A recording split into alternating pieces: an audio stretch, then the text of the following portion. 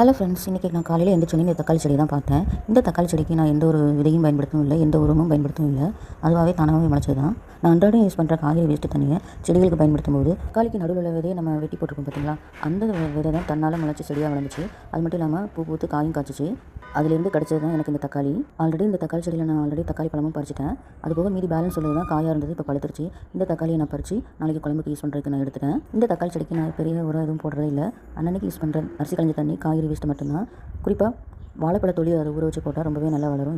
இது மட்டும் போதுமானதாக இருக்கும். இது எப்படிங்க, நம்ம வளர்த்த செடியில் நமக்கு ஒரு பழம் கிடச்சாலும் நமக்கு ஒரு சந்தோஷம் தான். நேற்று சரியான மழையும் கூட. இன்றைக்கி பார்த்தோன்னே தக்காளி பறிக்கிற ஸ்டேஜில் இருந்துச்சு. பாருங்கள், இந்த செடி மஞ்சள் சாமந்தி செடியெல்லாம் மழை பெஞ்சு சாஞ்சிருச்சு. அந்தளவுக்கு சரியான மழை.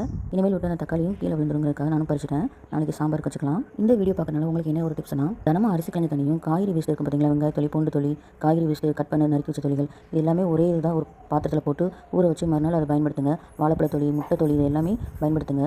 வேறு எந்த ஒரு உரமும் பயன்படுத்த தேவையில்லை. வாரத்துக்கு ஒரு முறை புளிச்ச தயிர், பெருங்காய பொடி சேர்த்து செடிகளுக்கு உரமாக தொளிச்சு விடுங்க.